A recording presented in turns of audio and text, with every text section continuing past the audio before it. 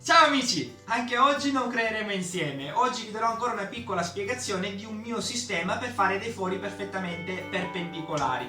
Siccome mi è successo di dover fare dei fori molto piccolini, diciamo da 1 millimetro, perché dovevo fare delle linee e quindi doveva essere proprio una linea sottile di taglio, ho iniziato ad adoperare la punta da 1 millimetro. Per adoperare la punta di 1 millimetro, diciamo, tu puoi utilizzare un classico trapano normale che comunque abbia il mandrino che possa almeno montare il millimetro di diametro della punta, ok? Di solito questi piccoli trapani si possono, diciamo, montare le punte da 1 millimetro.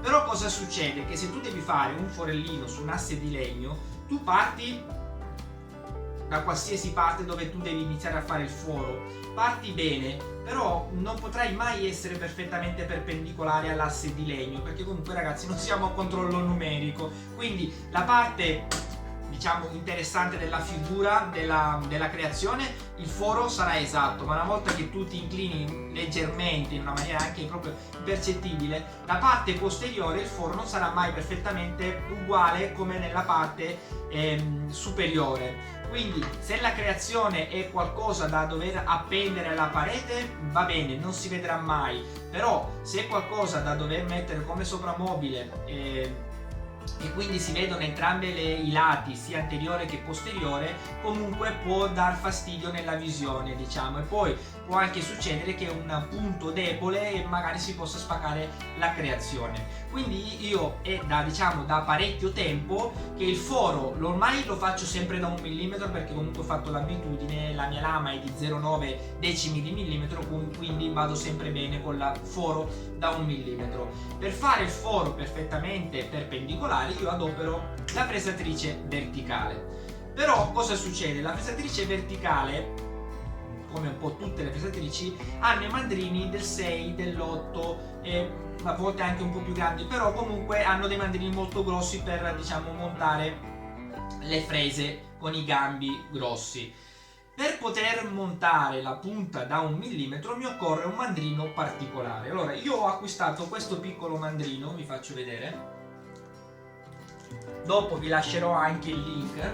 Questo piccolo mandrino qui può portare, diciamo, può montare le lame da 0,3 fino a 3 mm se non mi sbaglio, comunque lo trovate dopo nel link, trovate tutte le specifiche.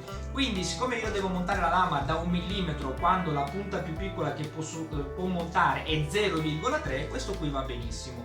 L'unico problema qual è? L'unico problema è il gambo. Ok, il gambo è da 3 mm 175 e per montarlo nella fresatrice, che in questo caso qui ho il mandrino per montare le frese col gambo da 6 mm, io ho acquistato un adattatore che comunque già ve l'ho presentato.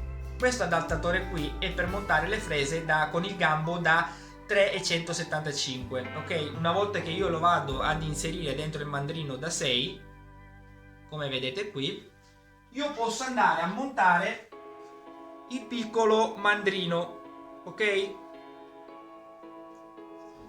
Vedete? Adesso ve lo faccio vedere montato sulla fresatrice verticale e andremo a provare a fare un foro.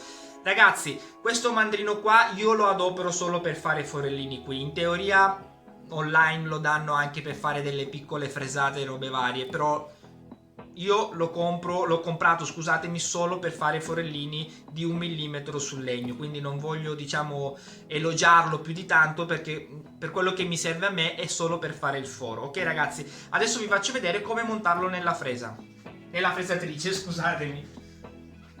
Ok amici, qui ci sono tutti i componenti per montare appunto il mandrino. Qui c'è la fresatrice verticale smontata del suo mandrino, andremo a posizionarlo di nuovo nella fresatrice.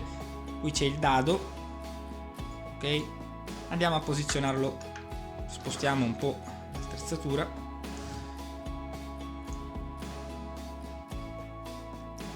Uno. Ragazzi, io la metto così la fresatrice, così riuscite, spero, a vederlo un po' meglio.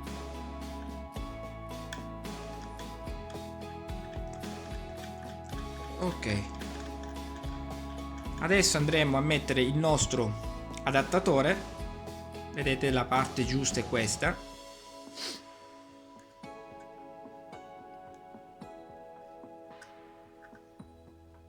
Ok, e qui c'è il nostro mandrino. Come vedete, guardate, girandolo si stringe e si riapre. Andiamo ad inserirlo all'interno dell'adattatore, quindi del mandrino, e andremo a bloccarlo. Cerco di farvelo vedere un po' meglio.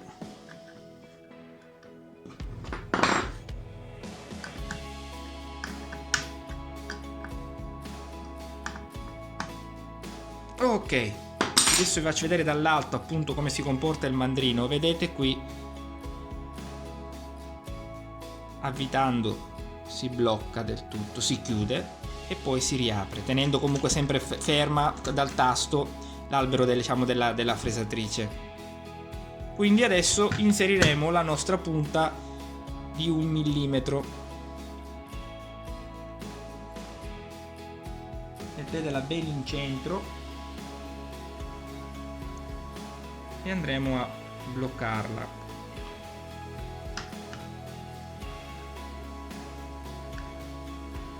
Può succedere che non venga subito bloccata bene perché può restare un po' fuori dal mandrino, però prima faremo la prova. Ok, adesso proviamo a fare un forellino. A dopo.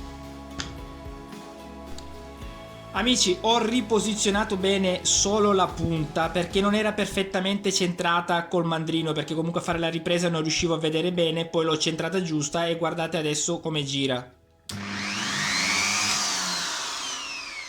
È praticamente perfetta. Adesso proviamo a fare veramente il buco, ma dopo.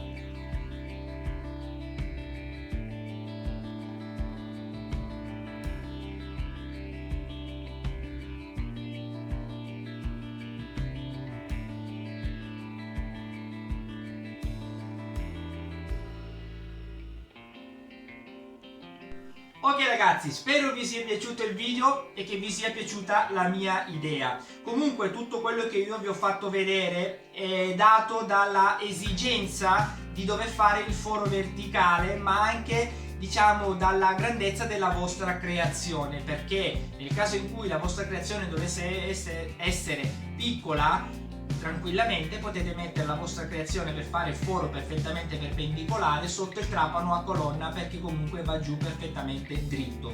Nel caso in cui la creazione è molto grande, quindi non ci sta in un semplice piccolino trapano a colonna, quelli che comunque vendono per il bricolage, allora se dovete fare comunque un foro perfettamente perpendicolare, questo sistema qui secondo me è diciamo un buon sistema, anche perché come vi ho fatto vedere io col calibro, il foro è venuto perfettamente equidistante sia nella parte superiore che anche nella parte inferiore. Quindi ragazzi, se poi per caso doveste avere molto più spazio, molto più margine diciamo di foratura, potete tranquillamente usare una punta più grande e usare anche un trapano a mano, perché comunque se lo spazio c'è, non c'è bisogno di fare il foro perfettamente perpendicolare. Io ormai da tempo che utilizzo questo sistema qui perché ho fatto l'abitudine e mi trovo molto bene. Comunque io poi lascerò il link per diciamo il link dove comprare questo mandrino e anche l'adattatore appunto per montare questo mandrino qua.